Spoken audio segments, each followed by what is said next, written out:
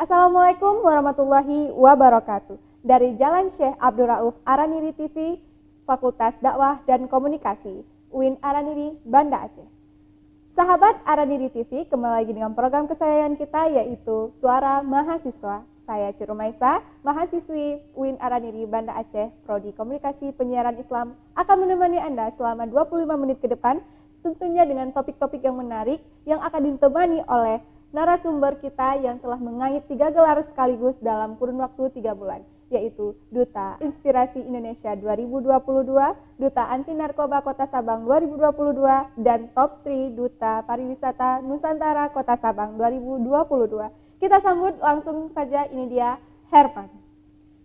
Halo. Halo Herman. Nah, Herman ini juga salah satu mahasiswa Prodi Komunikasi Penyiaran Islam, kebetulan sama nih ya Herman dengan saya. Nah, Herman juga bisa diperkenalkan langsung bagaimana profilnya. Baik, terima kasih atas kesempatan dan waktu yang telah diberikan. Perkenalkan, saya Herman, saya lahir di Pandeglang, Banten 20 Desember 2003 dan saat ini saya merupakan mahasiswa UIN Araniri Banda Aceh, Fakultas Dakwah dan Komunikasi, tepatnya Prodi Komunikasi Penyiaran Islam semester 3. Kita sama satu semester juga. Ya, kebetulan kami ini adalah teman ya. Teman dekat. Cuman dia sih. ini lebih menginspirasi mungkin. Nah, Herman ini juga kami mengundang Herman kebetulan untuk bisa lebih menginspirasi, membangkitkan semangat para remaja di era digital, di era industri 4.0 ini agar lebih mengasah skillnya dan membangkitkan semangatnya lagi untuk menjadi orang yang lebih berguna mungkin ya.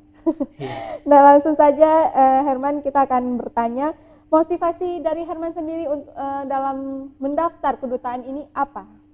Baik, motivasi saya dalam mendaftar kedutaan ini tentunya yang pertama untuk menginspirasi, baik dari Duta Inspirasi, Duta Anti Narkoba, Duta Pariwisata, itu tujuan utamanya itu menginspirasi. Nah, menginspirasinya itu apa? Menginspirasi dengan tulus gitu. Karena sesuatu hal yang kita lakukan dengan tulus, sesuatu hal yang kita lakukan dengan ikhlas, itu akan berbuah manis gitu. Contohnya, saya pribadi mengikuti Duta Inspirasi Indonesia ini. Jika hal tersebut dilakukan dengan tulus, hal tersebut dilakukan dengan ikhlas, maka nanti kita lihat hasilnya walaupun tidak secara instan gitu. Yang tentunya yang pertama kita mendapat kebaikan. Karena apa? Karena kita sudah menginspirasi banyak orang gitu. Yang kedua, kita dapat menginspirasi banyak orang itu juga merupakan suatu hal yang dapat membangkitkan gitu para milenial ini untuk lebih berguna, untuk lebih baik lagi ke depannya. Nah, kita jangan jauh-jauh ya. Contoh saja kita ambil satu contoh kecil nih di lingkungan sekitar atau di lingkungan kampus. Yang pertama, kita gimana sih menginspirasi itu kan gitu.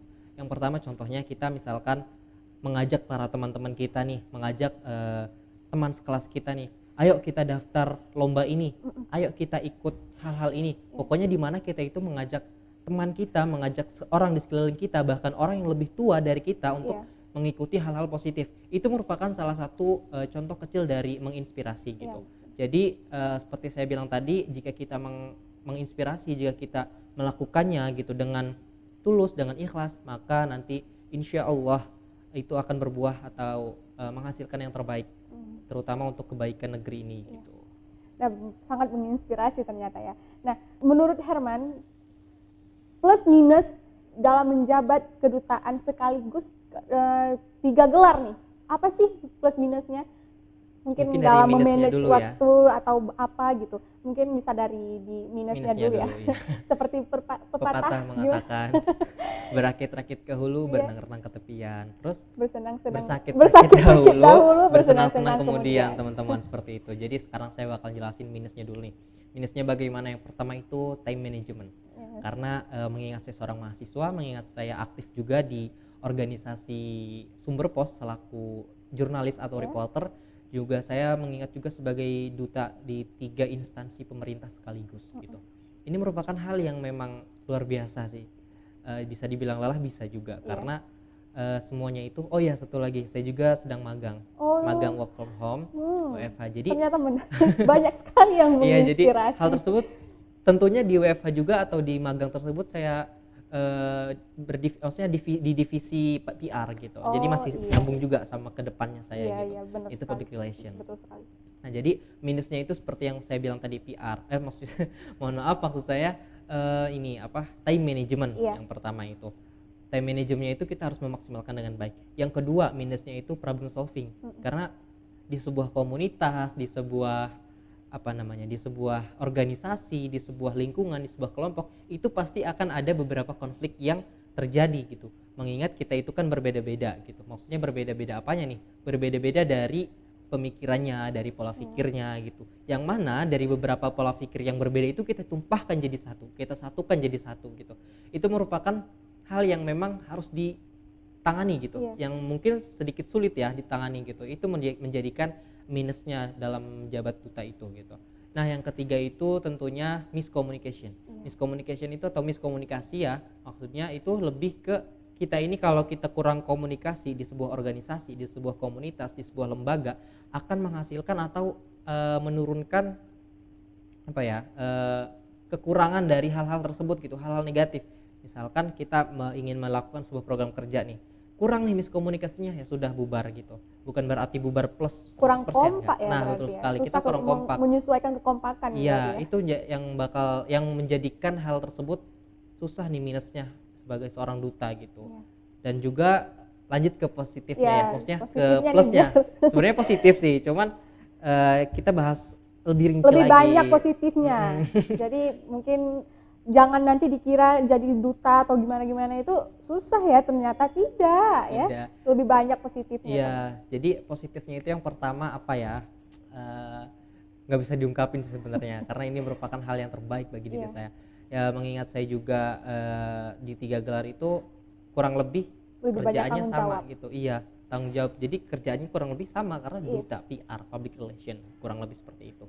Yang pertama positifnya itu saya di sini bukan merasa tinggi, bukan merasa bukan merasa ingin dihormati. Yang pertama alhamdulillah diberi gelar kehormatan oleh dari 3 instansi tersebut, dari BNN, dari Dinas Pariwisata, dan yang terakhir dari Kemenpora, Kementerian Pemuda dan Olahraga. Kementerian itu Kemenpora lah kan. Wow. Ya, jadi itu merupakan hal yang memang wow gitu bagi diri saya pribadi. Sebelumnya, tidak wow bagi kamu juga sih. Ini akan bakal wow untuk semua orang. Terutama saya nih. Ya. Akan sangat menginspirasi untuk saya sebenarnya. Yang pertama itu diberi gelar kehormatan sebagai tanda positif sebagai saya untuk lebih baik bekerja, untuk lebih bersemangat gitu. Yang kedua itu apa ya? Dapat tadi mengatasi masalah yang tadi yang di minusnya. Contohnya time management, terus problem solving, itu dapat saya tangani di positifnya, yang mana saya dapat belajar hal tersebut melalui duta ini gitu. Nah, yang terakhir atau yang ketiga ini positifnya itu lebih ke banyak relasi gitu, yang mana relasi ini dapat berguna untuk kita ke depannya. Contohnya kita nih sudah kenalan banyak nih di instansi, maksudnya di duta inspirasi ini gitu. Jadi hal itu membuat saya lebih banyak teman, lebih banyak relasi sampai nantinya gitu. Contohnya, misalkan saya sudah lulus kuliah, di mana saya kan membutuhkan pekerjaan. Nah, dalam tanda kutip di sini saya bukan memanfaatkan teman dari relasi itu untuk kita gitu. Maksudnya kita cari teman untuk dapat kerjaan. Oh enggak. Jadi contohnya relasi seperti itu. Yang mana relasi itu kan sangat penting kan untuk kita nih gitu. Jadi ya itulah relasi. Jadi kita akan lebih mudah berbaur sama orang, bersosialisasi. Oh ya, satu lagi saya ini kan tipe orang yang introvert. Introvert itu jadi lebih ke suka sendiri gitu. Ya, mungkin terlihat menarik sekali ya menjadi seorang duta tapi mempunyai sifat yang introvert. Ya, jadi saya itu untuk kayak misalkan introvert itu kan tidak suka keramaian, lebih suka sendiri gitu. Bukan berarti dia pemalu, bukan berarti dia tidak bisa berkembang, bukan berarti dia tidak bisa mengupgrade dirinya, mengupgrade skillnya gitu. Jadi bahkan ada beberapa ilmuwan yang memang dia itu menjadi seorang yang sukses lah gitu, bisa dibilang seorang ilmuwan, tapi dia memiliki sisi introvert seperti itu. Maka dari itu hal introvert itu tidak menghalangi produktifmu gitu. Tuh, dengar tuh para remaja di luar sana, pastinya menjadi seorang duta itu tidak banyak minusnya tapi banyak sekali positifnya yang bisa kita ambil. Nah, selanjutnya menurut Herman, karena Herman juga seorang duta inspirasi Indonesia 2022. Nah, makna inspirasi itu sendiri bagi Herman apa nih? Oh ya, seperti yang sudah saya jelaskan tadi nih, kurang lebihnya seperti itu. Jadi makna menginspirasi itu yang mana kita dapat memberikan hal-hal positif, memberikan hal-hal yang terbaik untuk di lingkungan kita, untuk di sekitar kita, seperti itu. Contohnya menginspirasi seperti apa sih? Seperti saya bilang tadi, kita mengajak teman, mengajak ke lingkungan sekitar kita untuk ayo nih join hal-hal positif tersebut gitu. Jadi seperti itu sih menginspirasi itu. Nah, untuk program kerja itu sendiri apa saja nih Herman? Program kerja di Duta terutama di Inspirasi. bidang inspirasinya dulu nih. Apa? Oh ya, program kerja di Duta Inspirasi ini kan saya kan selaku divisi di scriptwriter. Nah, di scriptwriter, mohon maaf, dan juga public relation, yang mana hal tersebut masih selinear gitu dengan jurusan atau dengan cita-cita saya ke depannya, seperti itu. Seperti yang sudah saya jelaskan tadi, saya ingin menjadi pakar jurnalistik. Dan hal tersebut itu kan masih berkaitan dengan dengan kedepannya saya gitu. Saya kedepannya seperti itu. Tidak apa-apa. Dan kita akan beralih ke Duta Anti Narkoba Kota Sabang.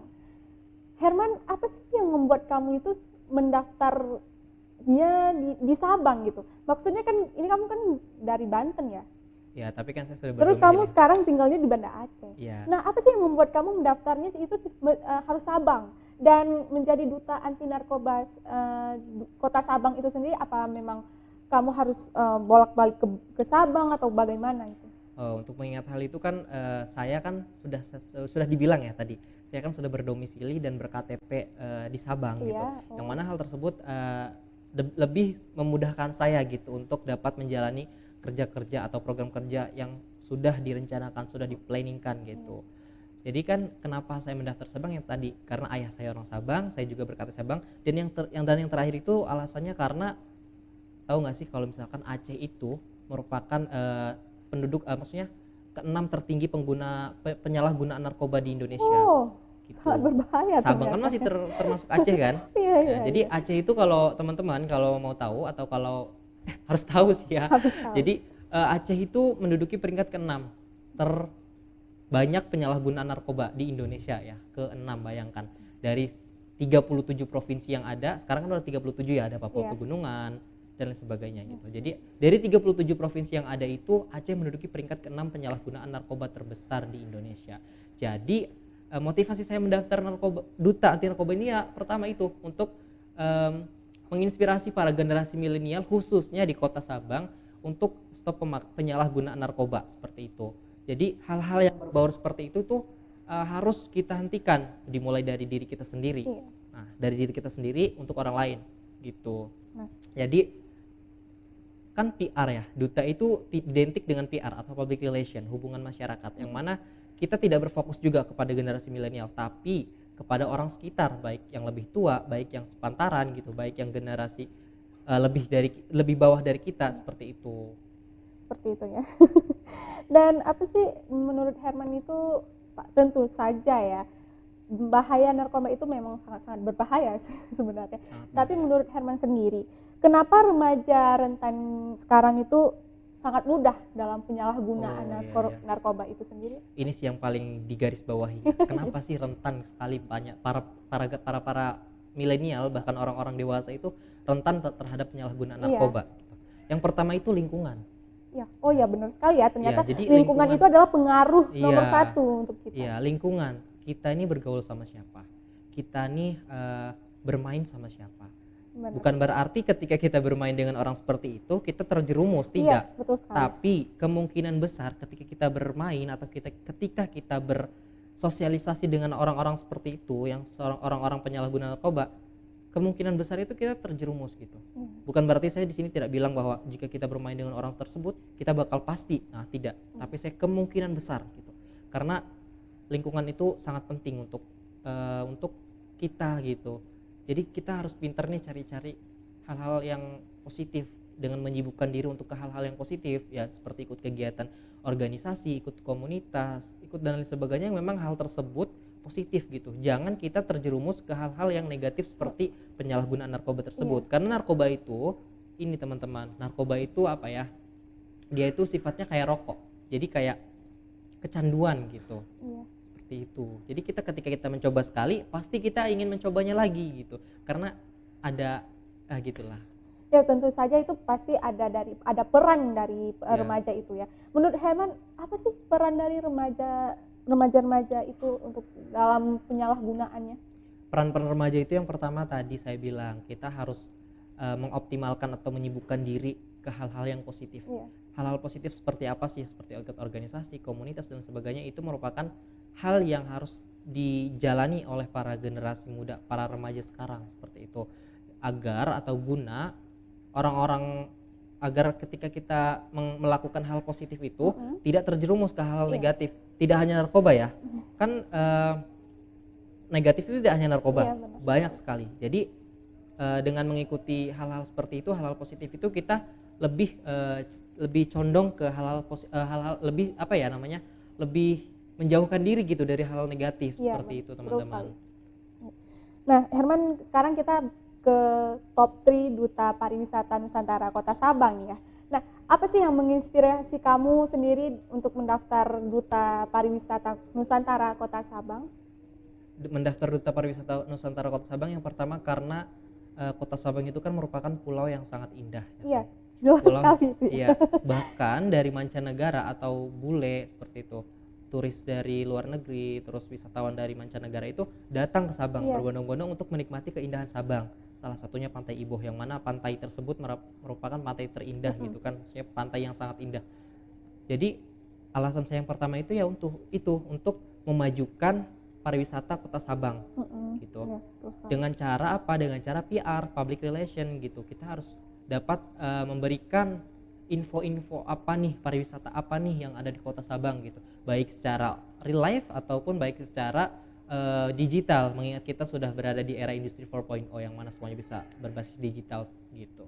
Ya, seperti yang Herman pernah katakan, di era-era sekarang ini memang banyak sekali remaja yang lengah ya di Iya, beberapa betul hal. sekali. Nah, jadi mungkin dengan kita lebih percaya diri, Dengan mungkin kita itu menyibukkan diri juga, ya, itu itu akan bakal lebih- membuat kita ke positif vibe, Ya, ke seperti ya, kan positive kita vibe. mengingat Jepang sudah memasuki era industri era society 5.0. Oh iya. Yang mana semuanya itu sudah ada artificial intelligence, IoT, terus dan lain sebagainya, yang memang semuanya itu sudah top lah gitu. Kita kan masih di era industri 4.0. Iya. Nah, gimana sih cara untuk kita menggapai hal tersebut seperti negara Jepang gitu? Itu Negara- tergantung dari kita Iya. sendiri bukan sih? Iya, betul sekali.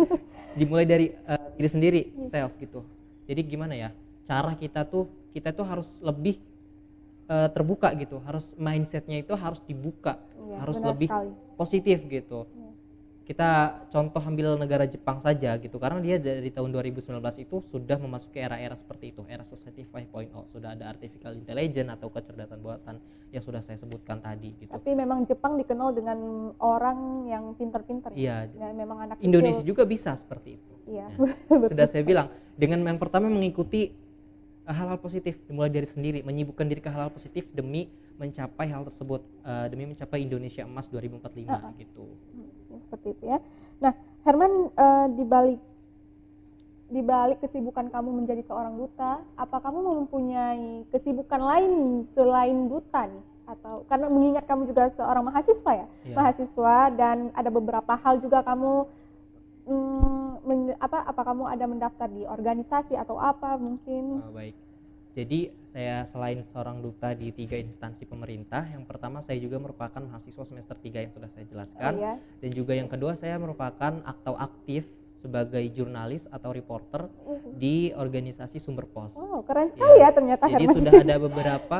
sudah ada beberapa tulisan yang sudah terbit di redaksi Sumber Pos gitu. Terus juga saya juga magang di salah satu adalah pokoknya ya. Susah ya untuk dijelaskan. Ya, karena atau kan disebutkan atau work from home. work from Iya. Kalau boleh tahu nih, maaf ini kalau boleh tahu emang apa ya di salah satu perusahaan apa nih biar bisa menginspirasi remaja-remaja sekarang untuk lebih bangkit semangatnya.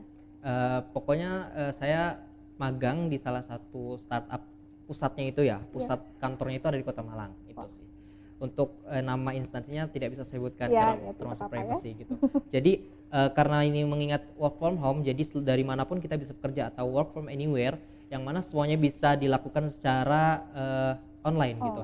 Saya sebagai PR, public relation, masih sangkut paut juga masih dengan masa depan saya, masih dengan duta. Jadi saya itu tipe orang yang eh, mau ikut kegiatan, mau ikut hal positif, tapi harus linear gitu dengan masa depan saya.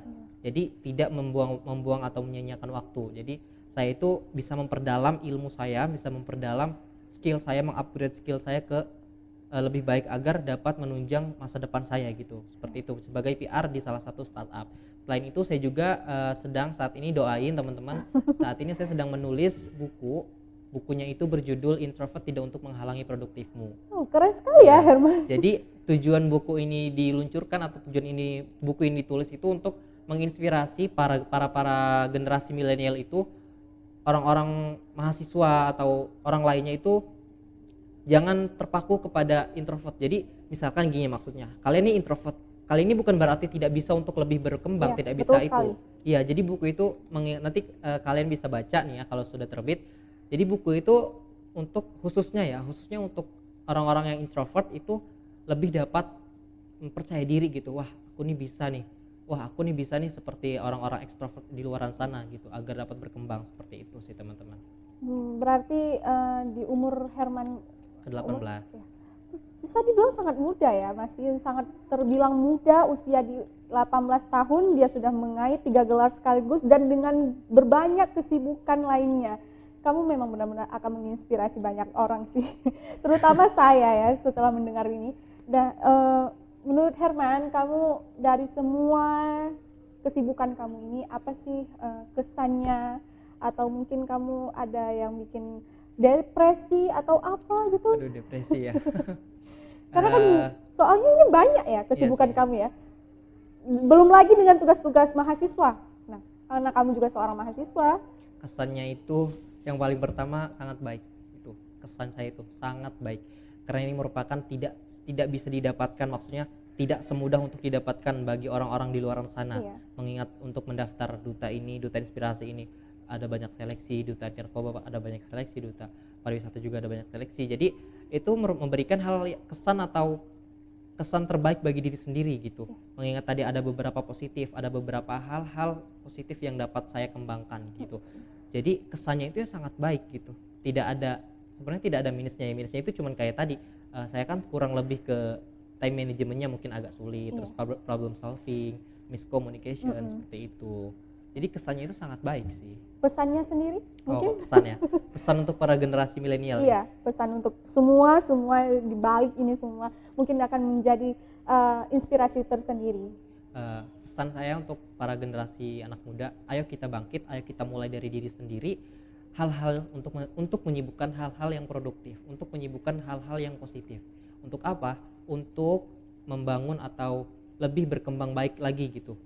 Tidak hanya kepada diri kita sendiri, yaitu kepada orang lain, kepada negeri ini, demi mencapai era society 5.0 seperti di luaran sana atau seperti di negara Jepang seperti itu. Hanya itu saja. Pesannya mungkin hanya itu saja. Jadi apa lagi ya?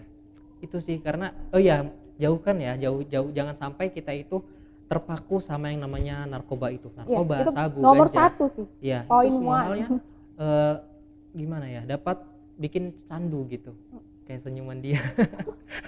Senyuman dia siapa? Nggak tahu, senyuman orang tua. Iya, Jadi senyuman orang tua kan bikin candu kan. Jadi pokoknya seperti itulah. Seperti narkoba juga. Jadi kita tuh pengen keterusan seperti itu, teman-teman. Jadi ayo kita semangat demi mencapai era industri ke era society 5.0, dan ayo kita semangat untuk membangkitkan negara kita ini demi mencapai Indonesia Emas 2045, teman-teman. Ternyata memang kalau kita lihat itu semua itu tergantung dari diri kita sendiri. Iya, betul sekali. Mau jadi seperti apa itu tergantung dari kita sendiri. Mau kita menjadi orang yang lebih berguna juga dari diri kita sendiri ya. Oh ya, satu pesan lagi boleh nggak? Oh ya, silakan. Boleh. Satu pesan lagi nih ya. Misalkan kalian ini harus tentuin nih target kalian kedepannya bagaimana. Misalkan kalian ingin menjadi seorang pakar jurnalistik seperti saya. Nah, mulai dari sekarang kalian sudah menulis rundown-nya gitu, atau sudah menulis outline yang akan dikerjakan demi mencapai hal tersebut seperti itu. Contohnya kita ingin menjadi seorang jurnalis, seorang pakar jurnalistik gitu. Nah, kita mulai dari sekarang, kita dengan menulis, kita dengan menulis buku gitu, menerbitkan buku, menerbitkan tulisan di redaksi-redaksi seperti itu. Jadi itu merupakan hal yang sudah ada basic dari kita hingga mencapai nantinya ke kita menjadi seorang pakar jurnalistik seperti itu teman-teman. Jadi kita tentukan nih outline-nya, bulan ini mau ngapain nih, atau minggu ini mau ngapain. Nah, kita isi dengan hal-hal yang positif seperti itu. Contohnya dengan membuat rundown, contohnya dengan membuat outline seperti yang saya sudah jelaskan tadi. Jangan pernah takut gagal. Ya. Gagal itu bahkan terutama. Saya dengan mendapatkan hal seperti ini gitu, ini banyak sekali gagal. Dengan magang, mendaftar magang, saya sudah ditolak puluhan perusahaan di seluruh Indonesia. Nah, alhamdulillah pada saat itu saya hanya keterima di satu perusahaan, yaitu di pusatnya itu kantornya di Kota Malang itu. Seperti itu. Jadi gagal itu bukan akhir dari perjuangan, tapi gagal itu merupakan awal dari sebuah perjuangan. Seperti itu. Untuk para remaja milenial di era industri sekarang ini ya, harus lebih semangat lagi dan bangkit untuk bisa mengasah skill kita sendiri dan menjadi orang yang lebih berguna tentu saja. Nah, Herman, terima kasih atas waktunya telah hadir di Araniri TV. Semoga kita bisa berjumpa di lain waktu. Nah, saya Cuk Rumaisa dari Prodi Komunikasi Penyiaran Islam mengucapkan terima kasih atas semuanya. Mohon maaf apabila ada kesalahan. Kami akhiri dengan wabillahi taufiq wal hidayah. Assalamualaikum warahmatullahi wabarakatuh.